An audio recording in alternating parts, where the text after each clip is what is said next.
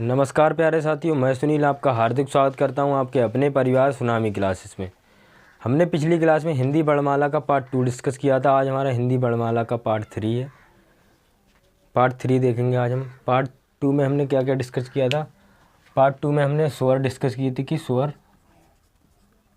कितने प्रकार के होते हैं। जैसे 11 स्वर होते हैं। कुल स्वरों की संख्या बात करें तो 13 होते हैं हमारे। व्यंजन की बात करें तो व्यंजन कितने होते हैं। व्यंजन हमारे 33 होते हैं, मतलब 33 होते हैं। अगर कुल व्यंजनों की बात करें तो कुल व्यंजन हमारे 39 होते हैं। इस तरह से हमने देखा था। कुल वर्णों की बात करें तो हम कुल वर्णों की संख्या कितनी होती है हमारी। कुल वर्णों की संख्या 52 होती है। अगर केवल वर्णों की बात करें तो वर्णों की संख्या हमने इस तरह से 46 होती है हमारी। इस तरह से हमने पिछली क्लास में डिस्कस किया था। आज हमारा नया टॉपिक है, इसे देखेंगे हम। ओके,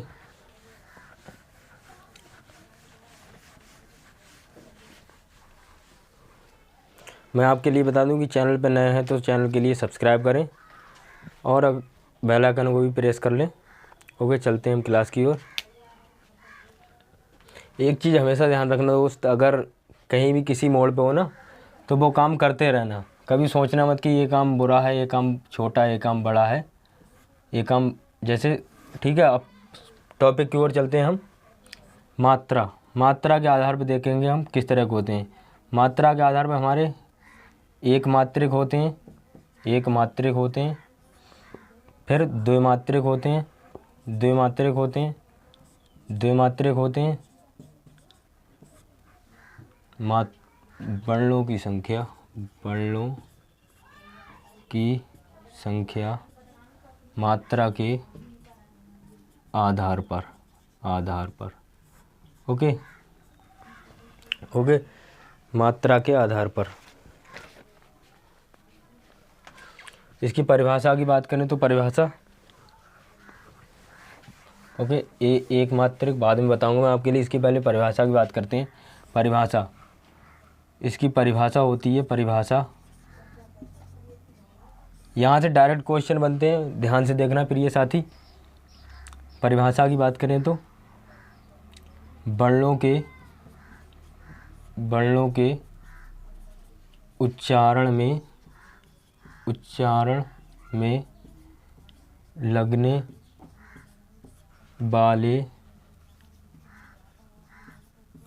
समय को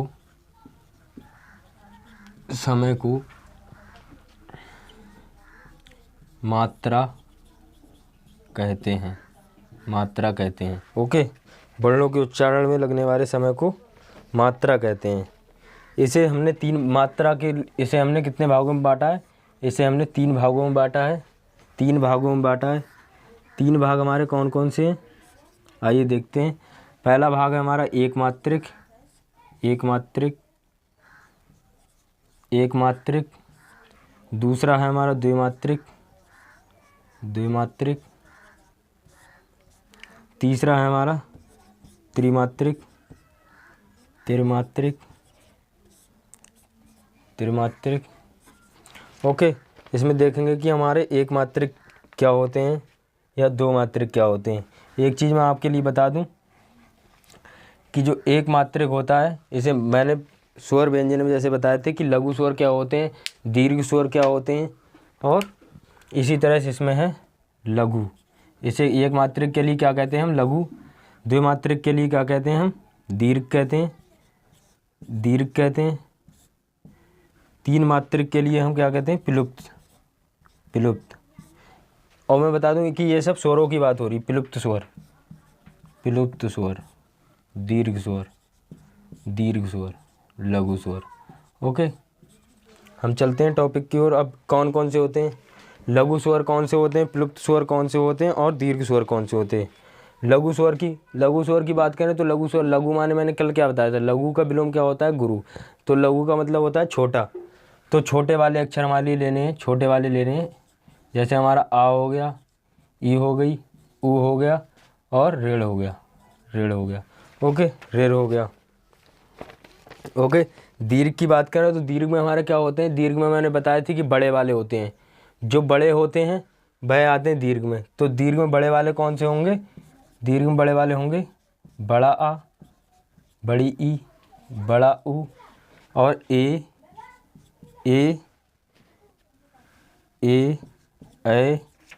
और ओ और ओ। ओके, इतना क्लियर होगा आपके लिए। एक मात्रा में कौन से आते हैं, जिसका मतलब कम समय लगे, जिसमें कि अगर परिभाषा की बात करें तो जिन स्वरों में कम समय लगता है उन्हें हम एक मात्रिक स्वर कहते हैं, और जिन स्वरों में एक मात्रिक स्वरों के अपेक्षा दोगुना समय लगता है, मतलब कि दोगुना समय मतलब कि दोगुना समय लगता है, तो उसे क्या कहते हैं हम, द्विमात्रिक स्वर। त्रिमात्रिक में अनंत मतलब कि अधिक बल लगता है, उसे क्या कहते हैं हम, त्रिमात्रिक में हमारे एग्जाम्पल आते हैं। एग्जाम्पल जैसे कि हमारा ओम हो गया, ओम हो गया, रोम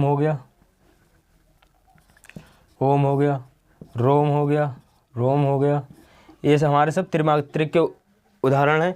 मैं अगर जैसे पूछा जाए कि दीर्घ स्वर कौन से होते हैं, तो दीर्घ स्वर में हमारे लिए क्या ध्यान रखना है, ए वाला ध्यान रखना है। बड़ा बड़ी, जो दीर्घ समय मतलब ज़्यादा समय लगता है, बड़ा आ, बड़ी ई, बड़ा ऊ, ए ओ औ, ये ध्यान रखना है हमारे लिए। अगर लघु स्वर की बात करें तो लघु स्वर में क्या होता है, लघु स्वर में मतलब कि छोटा सा, मतलब कि जैसे छोटा आ हो गया हमारा, छोटी ई हो गई, छोटा ऊ हो गया, रेड़ हो गया। एक मात्रिक लघु स्वर की बात करें तो एक मात्रिक मतलब कि लघु मतलब छोटा, जैसे ध्यान रखना है कि एक मात्रिक है, मैं समझाने की कोशिश कर रहा हूँ आपके लिए, समझने की कोशिश करना। एक मात्रिक मतलब कि कम समय लग रहा है, जिसमें कम समय लगेगा तो वह एक मात्रिक होगा। द्विमात्रिक की बात करें तो द्विमात्रिक में जैसे कि दोगुना समय लगेगा, दोगुना समय, इसकी अपेक्षा जो लघु स्वर है उसकी अपेक्षा उससे दोगुना समय लगेगा, तो उसे हम द्विमात्रिक कहेंगे। त्रिमात्रिक की बात करें तो जिसमें अनंत मतलब कि अधिक बल लगाना पड़े हमें बोलने में, जैसे कि हम कहें ओम, तो ओम में क्या हमारे लिए ज़्यादा बल लगाना पड़ रहा है, उसी तरह से। ओके, इसके लिए देखेंगे हम।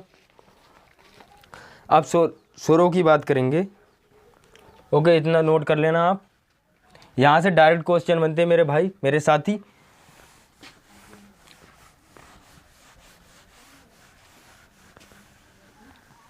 ओके, इतना क्लियर होगा। अब हमारा टॉपिक है जीव के आधार पर स्वरों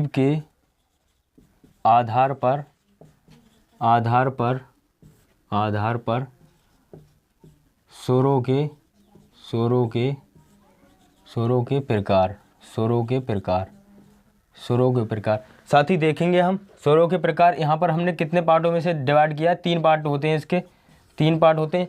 3 पार्ट कौन से होते हैं, कौन से होते हैं देखेंगे हम इसे। यहाँ से डायरेक्ट क्वेश्चन बनते हैं प्रिय साथी, देखना ध्यान से। सॉरी, यहाँ से जीव के आधार पर सबसे पहला होता है हमारा अग्रस्वर होता है, फिर मध्य स्वर होता है, फिर पश्च स्वर होता है। प्रिय साथी, यहाँ से डायरेक्ट क्वेश्चन बनते हैं, इसके लिए ध्यान रखना। मैं कोई डेफिनेशन नहीं बता रहा हूँ आपके लिए, जो याद करनी है आपके लिए डायरेक्ट ध्यान रखना है कि मध्य स्वर कौन सा होता है, पश्च स्वर कौन सा होता है, और अग्रस्वर कौन सा होता है। अग्रस्वर की बात करें, मैं आपके लिए सिंपल भाषा में समझाऊँ तो अग्रस्वर का क्या मतलब होता है कि ये सब आगे के लिए गिरते हैं, आगे के लिए मतलब कि आगे की ओर झुक जाते हैं, आइए देखते हैं हम कौन से होते हैं। जैसे कि हमारी ई हो गई, ये देखो नीचे के लिए गिर रहा है, ई हो गई, बड़ी ई हो गई, ए हो गया और ए हो गया। ये हमारा क्या हो गया, अग्रस्वर मैंने बताए थे आपके लिए। अग्रस्वर क्या होता है, नीचे के लिए गिरते हैं, और रेड भी इसी में आते। देखो ये नीचे के लिए गिर रहा है, ए हो गई और ए हो गया हमारा अग्रस्वर। प्रिय साथी, समझ में आ गया होगा आपके लिए, इतना होता है मध्य स्वर। या मध्य स्वर की बात करें तो मध्य स्वर कैसे होते हैं कि वह बीच में, मतलब कि जीभ के आधार पर बात कर रहा है ना, तो अग्रस्वर की बात करें, जैसे अग्रस्वर हम क्या करते हैं, ई तो मतलब आगे वाला जीभ का हिस्सा हमारा आवाज़ कर रहा है, बोल के ट्राई करना है एक बार आप। मध्य स्वर कौन सा, आ तो बीचों बीच रह रहा है ना, जीभ का आकार बीचों बीच रह रहा है, तो मध्य स्वर हो जाएगा हमारा आ, मध्य स्वर हो जाएगा हमारा। मध्य स्वर हो जाएगा साथी। फिर बात करें हम पश्च स्वर। पश्च स्वर हमारे कौन से होते हैं, जो पीछे के हिस्से से, मतलब कि जीभ का आकार, मतलब पीछे का हिस्सा आवाज़ दे, पीछे का हिस्सा आवाज़ दे, पीछे का हिस्सा आवाज़ दे। पीछे के हिस्से से क्या बात करें तो जैसे कि बड़ा आ पीछे से देखो, आ हो गया, ऊ हो गया, बड़ा ऊ हो गया, और ओ हो गया, और ओ हो गया। ये देखो साथी, बड़ा आ देखो, बोल के देखो, आ ऊ ओ, इस तरह से देखो, ट्राई करके देखो। पीछे की जीभ से संबंधित है मध्य स्वर। जैसे आ, बीच से आवाज़ आ रही है, जीभ का आधार कौन सा, बीच वाला हिल रहा है ना। अग्र स्वर की बात करें तो अग्र स्वर ई, देखो आगे का हिस्सा हिल रहा है जीभ का अपनी। ओके साथी, इतना समझ में आया होगा, इतना समझ में आया होगा। ओके, नोट कर लेना ऐसे। यहाँ से डायरेक्ट क्वेश्चन बनते हो। क्वेश्चन ऐसे बनेगा जैसे कि अगर क्वेश्चन आएगा तो इनमें से मध्य स्वर कौन सा है, कौन सा है, कौन सा है, इस तरह से साथी क्वेश्चन आएगा आपके लिए। विकल्प में होगा ए विकल्प, बी विकल्प, सी विकल्प, डी विकल्प। पहले में होगा जैसे ई दे दिया हमारे लिए, बी वाले में हमारे लिए बड़ा आ दे दिया, इसमें ए दे दिया, और डी वाले में आ दे दिया।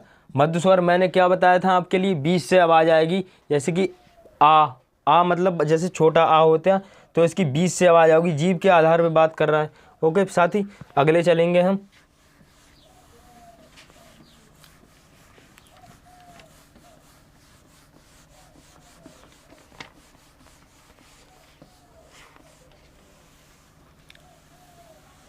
अगले है हमारा ओष्ठ के आधार पर, ओष्ठ के आधार पर, ओष्ठ के आधार पर साथी देखेंगे हम कि ओष्ठ के आधार पर, ओष्ठ के आधार पर, ओष्ठ के आधार पर, के आधार पर, के आधार पर, के आधार पर स्वरों की संख्या या प्रकार, या प्रकार। साथ ही देखेंगे हम यहाँ पर, देखेंगे ओठ के आधार पर दो प्रकार के होते हैं। ओठ के आधार पर दो प्रकार के होते हैं, एक वृत्ताकार, एक वृत्ताकार, एक वृत्ताकार होता है हमारा, एक वृत्ताकार होता है, वृत्ताकार, वृत्ताकार, वृत्ताकार, और एक होता है आवृत्ताकार, आवृत्ताकार, आवृत्ताकार, आवृत्ताकार। वृत्त का मतलब होंठ की आकृति, गोल आकृति बनेगी, जैसे कि हमारा ऊ हो गया, ऊ हो गया। और आवृत्ताकार की बात करें तो आवृत्ताकार मतलब कि जैसे छोटा आ बोल रहे हैं, आ, बड़ा आ ई, इसमें आकार क्या हो रहा है, आवृत्ताकार मतलब कि वृत्त नहीं बन रहा है, वृत्त नहीं बन रहा है, वृत्त नहीं बन रहा है। जैसे कि हमारा ऊ हो गया, ऊ हो गया, और ऊ हो गया, और ओ हो गया, और ओ हो गया, ओ हो गया, ओ हो गया। साथी इसे देखेंगे हम, ओ हो गया हमारा, ओ हो गया हमारा, और जैसे कि आ हो गया, इधर आ हो गया, इधर बड़ा आ हो गया, इधर बड़ी ई हो गई, बड़ी ई हो गई, इधर ए हो गई हमारी, इधर ए हो गई हमारी। साथ ही देखेंगे हम। ओके, बीच में कुछ रह गया है साथी, यहाँ पर आ के बाद यहाँ पर ऋण होगा, ऋण होगा, माफ़ी चाहूँगा, ऋण होगा। देखो बोल के देखो, वृत्ताकार मतलब कि मुंह का, होठों का आकार, होंठ के आकार पे बात कर रहा है तो किस तरह से होगा, होठों के आकार बात कर रहा है तो किस तरह से होगा साथी, होठों के आकार मतलब होठ का आकार वृत्त हो जाएगा, वृत्त मतलब कि गोल टाइप से हो जाएगा। जैसे कि ऊ हो गया हमारा, ऊ हो गया, ओ हो गया, ओ बोल के देखो, ओ तो गोल हो रहा है, वृत्त के आधार पे हो रहा है हमारा होठ।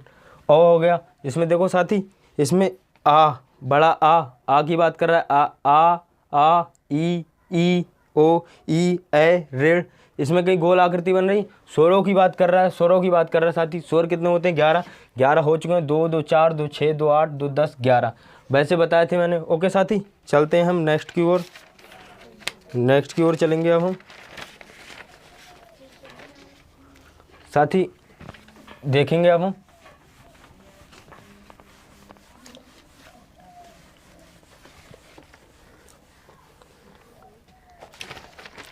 अब मुख्य आकार पे बात करेंगे, मुख्य आकार पे बात करेंगे। मुख्य आकार क्या होता है,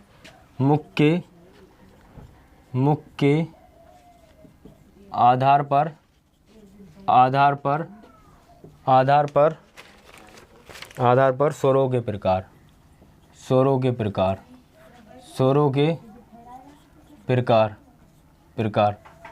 ओके साथी, स्वरों के प्रकार कैसे होता है? विवृत होता है, अर्धविवृत होता है, संवृत होता है, अर्धसंवृत होता है, अर्धसंवृत। इसके कितने प्रकार होते हैं? 4 प्रकार होते हैं। 4 प्रकार में कौन कौन से होता है? पहला हो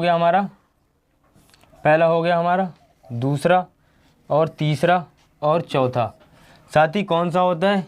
ए विवृत होता है, विवृत होता है, विवृत, संवृत, संवृत, संवृत, संवृत, विवृत, विवृत, अर्धविवृत, अर्धविवृत, अर्धविवृत, संवृत, संवृत, संवृत, संवृत, अर्धसंवृत, अर्धसंवृत, अर्धसंवृत, अर्धसंवृत,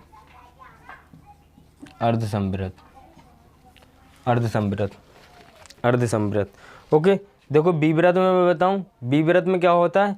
पूरा मुंह खुलता है, पूरा मुंह खुलता है। इसमें पूरा, इसकी डेफिनेशन की बात करें तो पूरा मुंह खुलता है, खुलता है, खुलता है। इसमें अर्धसंवृत में आधा मुंह खुलता है, आधा मुंह खुलता है, खुलता है, खुलता है। इसमें संवृत में कुछ मुंह खुलता है, कुछ मुंह खुलता है, कुछ मुंह खुलता है। और इसमें अर्धसंवृत में ना के बराबर मुंह खुलता है, ना के बराबर मुंह खुलता है, मुंह खुलता है, मुंह खुलता है, मुंह खुलता है। साथी पूरा मुंह खुलता है, पूरा मुंह खुलता है। पूरा मुंह मतलब कि जैसे हमने बोला आ, जैसे छोटा कहेंगे तो आ, हल्के से कह देंगे आ। थोड़ा मुंह खोलेंगे तब भी हो जाएगा, मतलब कि ए छोटा, बड़ा आ आएगा हमारा, बड़ा आ आएगा हमारा विवृत में। मतलब आ जोर से बोलेंगे आ तो पूरा मुंह खुलेगा हमारा। अर्ध विवृत में क्या आएगा? इसमें आधा मुंह खुलता है, आधा मुंह खुलता है हमारा, आधा मुंह खुलता है। छोटा आ हो जाएगा हमारा, ए हो जाएगा हमारा और ए हो जाएगा। ए अर्ध विवृत में आ जाएगा, अर्ध विवृत में आ जाएगा, अर्ध विवृत में आ जाएगा। इसमें कुछ मुंह खुलता है, कुछ मुंह खुलता है, तो इसमें क्या आ जाएगा साथी? इसमें ई होगा हमारा, ई होगा हमारा, बड़ी ई होगा हमारा, ऊ होगा हमारा और औ होगा हमारा, मतलब बड़ा ऊ होगा हमारा और ऋण होगा हमारा, ऋण होगा हमारा। साथी इतना क्लियर होगा आपके लिए, इतना क्लियर होगा, इतना क्लियर होगा आपके लिए। देखो अर्धसंवृत मतलब ना के बराबर, ना के बराबर मतलब कि हम बोल सकते हैं, जैसे हमें बोलना है ए इधर आना, ए इधर आना, मतलब मुंह देखो थोड़ा कम खुल रहा है, ए इधर आना। अब बोल रहे ओ मतलब धीरे से बोल रहे हैं हम, ओ तो थोड़ा मुंह खुल रहा है हमारा। जैसे कि ए हमारा, ए और ओ किस में आएंगे हमारे? ए और ओ हमारे किस में आएंगे? अर्ध संवृत में, अर्ध संवृत में। ओके, क्लियर होगा भाई मेरे, क्लियर होगा मेरे प्रिय साथी, क्लियर होगा मेरे साथी। देखो विवृत में क्या होता है? पूरा मुंह खुलता है साथी, पूरा मुंह खुलता है। अर्ध विवृत में क्या होता है? आधा मुंह खुलता है साथी, आधा मुंह खुलता है। संवृत में क्या होता है? कुछ मुंह खुलता है, मतलब कि ना के बराबर मुंह खुलता है साथी। अर्ध संवृत में क्या होता है? मतलब बहुत ही ना के बराबर मुंह खुलता है, बहुत ही ना के बराबर मुंह खुलता है साथी। ना के बराबर मतलब कि जैसे ए हो गया, हमें किसी को बुलाना, ए इधर आना, ए थोड़ा मुंह खोल के हम बोल सकते हैं। अब हमें यहीं पर ए बोलना है, इधर आ मतलब किसी को बुलाना तो बहुत ज़्यादा से मुंह खोलना पड़ेगा, आ, ठीक है। और जैसे अर्ध विवृत मतलब आधा मुंह खोलेगा, जैसे आधा मुंह मतलब थोड़े से मुंह खोल के हम काम चला सकते हैं। जैसे आ ए ऐ, जैसे बोल सकते हैं ना आ ए ऐ, इधर मतलब थोड़ा मुंह खोल के हम बोल सकते हैं साथी, थोड़ा मुंह खोल के बोल सकते हैं हम साथी। ओके साथी, अब हम चलेंगे, स्वर हमारे कंप्लीट हो गए, अब हमारे व्यंजनों की ओर चलेंगे, व्यंजनों की ओर चलेंगे साथी।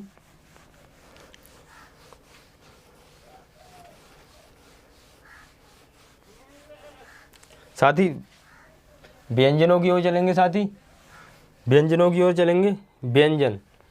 व्यंजन हमारे व्यंजन की ओर चलेंगे। व्यंजनों की संख्या मैंने कितनी बताई थी? 33 बताई थी आपके लिए। वैसे 33 होती है या फिर 39 होती है, तो यहाँ पर हमारे व्यंजन कितने हैं? 33 व्यंजन है, 33 व्यंजन है। व्यंजनों में हमने 3 पार्ट में बांटा है, 3 पार्ट में बांटा है। एक ए रहा, एक ए रहा, एक ए रहा, ए रहा। वर्ग स्पर्शी, वर्ग स्पर्शी और अंतस्थ व्यंजन और ऊष्म व्यंजन। वर्ग स्पर्शी, अंतस्थ व्यंजन, ऊष्म व्यंजन। वर्ग स्पर्शी, वर्ग स्पर्शी, वर्ग स्पर्शी, वर्ग स्पर्शी व्यंजन, वर्ग स्पर्शी व्यंजन, वर्ग स्पर्शी व्यंजन, वर्ग स्पर्शी व्यंजन। अंतस्थ व्यंजन, अंतस्थ व्यंजन, अंतस्थ व्यंजन, अंतस्थ व्यंजन, अंतस्थ व्यंजन। साथी अंतस्थ व्यंजन, ऊष्म व्यंजन, ऊष्म व्यंजन, ऊष्म व्यंजन। साथी देखेंगे हम वर्ग स्पर्शी व्यंजन क्या होते हैं, अंतस्थ स्पर्शी व्यंजन क्या होते हैं और ऊष्म व्यंजन क्या होते हैं, ऊष्म व्यंजन क्या होते हैं। साथी वर्ग स्पर्शी व्यंजन की बात करें तो ये कितने होते हैं, 25 होते हैं, 25 होते हैं, 25 होते हैं। और अंतस्थ व्यंजन की बात करें तो अंतस्थ व्यंजन हमारे 4 होते हैं, अंतस्थ व्यंजन 4 होते हैं। ऊष्म व्यंजन कितने होते हैं हमारे, ऊष्म व्यंजन भी 4 होते हैं। साथ ही देखेंगे हम वर्ग स्पर्शी व्यंजन, वर्ग स्पर्शी व्यंजनों की। ओके साथी, इतना क्लियर होगा आपके लिए।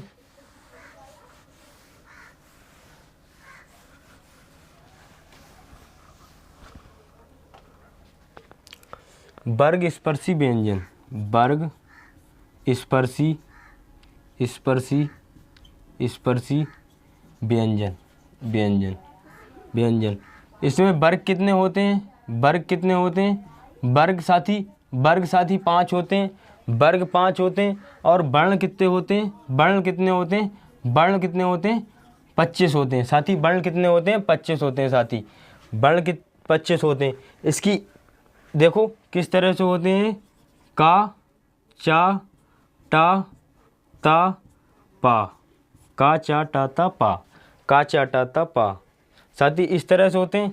अब देखेंगे हम, ये पहला हो गया हमारा, पहला हो गया वर्ग, पहला हो गया, दूसरा हो गया साथी, तीसरा हो गया। ये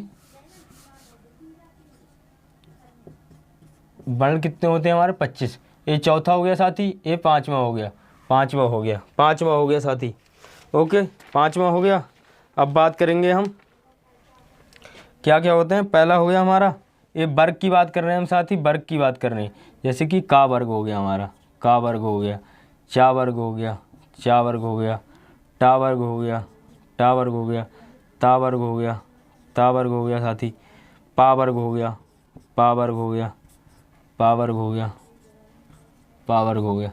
साथी देखेंगे अब हम इसमें पहला, जैसे क्वेश्चन आता है कि कौन सा पहले वर्ग का वर्ग का है, तो का वर्ग का है। साथी देखेंगे हम का, चा, टा, ता, पा, का, चा, टा, ता, पा।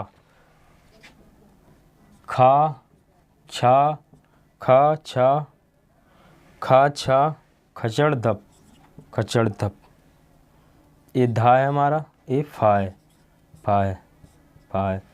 साथी गा, जा, ला, ला, दा, बा, बा।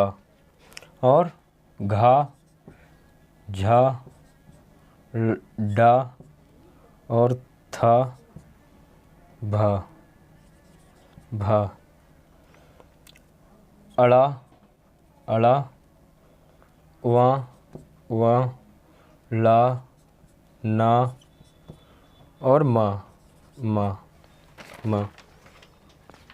साथी ये देखो, ये कौन सा वर्ग है, पहला वर्ग है साथी, पहला वर्ग है, पहला वर्ग है।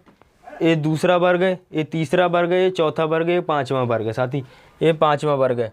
ओके प्रिय साथी, ध्यान रखेंगे इसे। अब क्वेश्चन किस तरह से पूछा जाएगा, क्वेश्चन पूछा जाएगा कि इनमें से कौन सा व्यंजन 5वें वर्ग में आता है या चौथे वर्ग में आता है। आपके लिए यहीं से देखना होगा, यहीं से देखना होगा, यहीं से देखना होगा साथी। ओके मैं आपके लिए बता दूं। और पूछा जाए कि अनुनासिक कौन से होते हैं, तो अनुनासिक साथी, अनुनासिक ये वाले होते हैं अड़ा, वा, अड़ा, ना, मा, ला, वा, ना, मा। ओके साथी, ये होते हैं अनुनासिक होते हैं हमारे।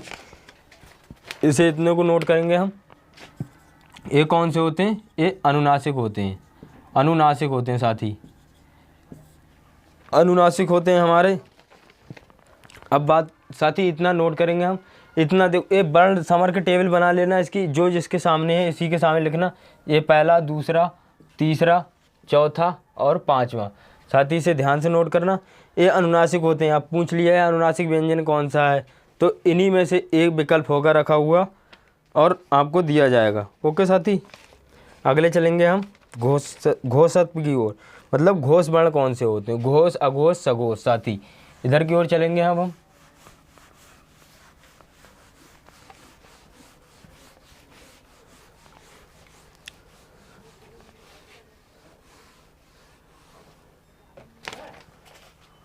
घोषत्व, घोषत्व, घोषत्व, व्यंजन, व्यंजन, व्यंजन।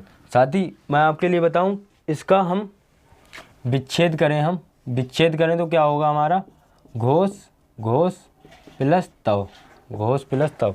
ओके साथी, ओके साथी। अब इनके मैं बताऊं इनकी परिभाषा, परिभाषा क्या होगी हमारी, परिभाषा, परिभाषा, परिभाषा, परिभाषा। जिन व्यंजनों में, साथी परिभाषा क्या होगी हमारी, जिन वर्णों में, जिन वर्णों में, जिन जिन वर्णों के, वर्णों के उच्चारण में, उच्चारण में, उच्चारण में, उच्चारण में, उच्चारण में घर्षण, घर्षण, जिन वर्णों के उच्चारण में स्वर, तंत्रियाँ, तंत्रियाँ, तंत्रियाँ घर्षण, घर्षण, घर्षण करती हैं, करती हैं, करती हैं, वे, वे घोषत्व, घोषत्व, घोषत्व वर्ण, वर्ण कहलाते हैं, कहलाते हैं, कहलाते हैं, कहलाते हैं। ओके साथी, घोषित वर्ण कहलाते हैं। साथी देखेंगे अब हम घोषित वर्ण कहलाते हैं। इसमें वर्णों की संख्या कितनी होती है, घोषित वर्णों की संख्या कितनी होती है, ये परिभाषा की लाइन में इरेज कर रहा हूँ साथी। घोषित वर्णों की संख्या, घोषित वर्णों की संख्या, घोषित, घोषित वर्ण, घोषित वर्ण साथी कितने होते हैं, 44 या फिर 44 या फिर 25।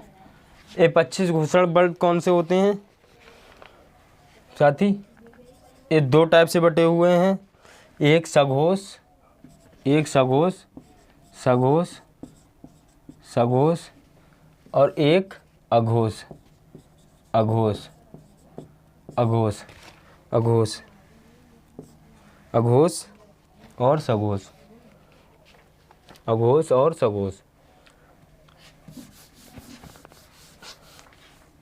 ये अघोष होगा साथी, अघोष और घोष, घोष और सघोष, सघोष, सघोष, सघोष।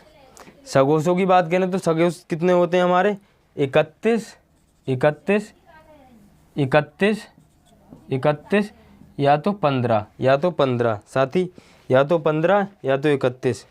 इधर कितने होते हैं, इधर कितने होते हैं, 13 या फिर 10, 13 या फिर 10, 13 या फिर 10।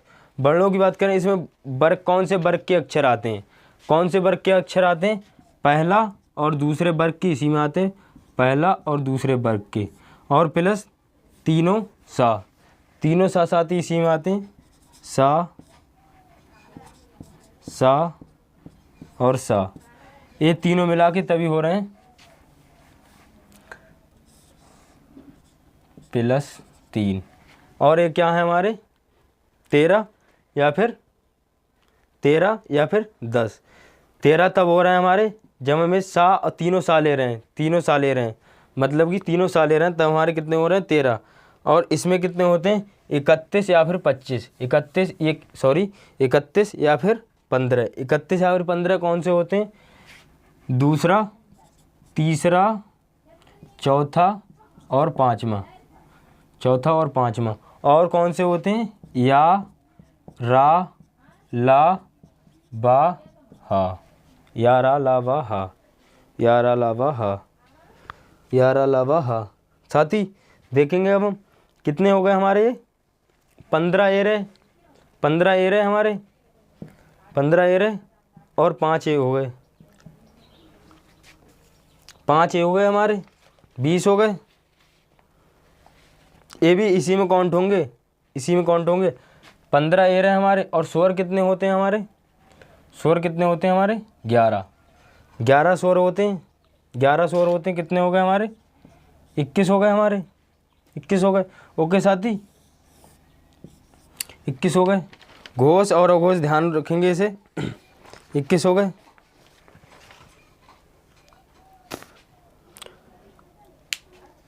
ओके साथी आज की क्लास के लिए यहीं पर विराम देते हैं। ये देखो एक बार समझा दूंगा। घोषित वर्णों की संख्या कितनी होती है 44, अघोष कितने होते हैं 13। 13 में कौन कौन से, जैसे कि ए 2 वर्ग के हो गए, पहला और दूसरा वर्ग, और 3 ए, 3 ए हो गए हमारे। ठीक है साथी, ठीक है साथी। अघोष, सघोष और अघोष, घोष और सघोष, एक ऑप्शन में होगा घोष हो गया या फिर सघोष हो गया। 15 हमारे साथी ये हो गए, 15 ये हो गए और 15 ये हो गए प्लस 11 हो गए हमारे स्वर। स्वर भी इसी में काउंट होते हैं। 11 स्वर हो गए, 11 स्वर हो गए और 5 ए हो गए हमारे, 5 ए हो गए हमारे। यार अलावा हा, यार अलावा हा, टोटल कितने मिला के हो गए 31 हो गए, या फिर 15 दिया हुआ होगा या फिर 31 होगा साथी। पर तीसरा चौथा पाँचवें ऐसे अघोष घोष दिया जाए या सघोष दिया जाए तो उसी में काउंट होते हैं तीसरा चौथा पाँचवा, और यार अलावा हा इसी में घोष या फिर सघोष में काउंट होते हैं। और ये स्वर जितने भी स्वर होते हैं 11 स्वर होते हैं हमारे, ये भी सब घोष में या सघोष में काउंट होते हैं, सघोष में काउंट होते हैं। अघोष की बात करें तो अघोष में पहला दूसरा आता है, पहला दूसरा आता है साथी। ओके आज की क्लास लिए यहीं पर रखेंगे। अगली क्लास में हम वर्णमाला के लिए यहीं से शुरू कर रहे होंगे। ओके चैनल पर नए तो प्लीज़ सब्सक्राइब कर लें। Okay thank you.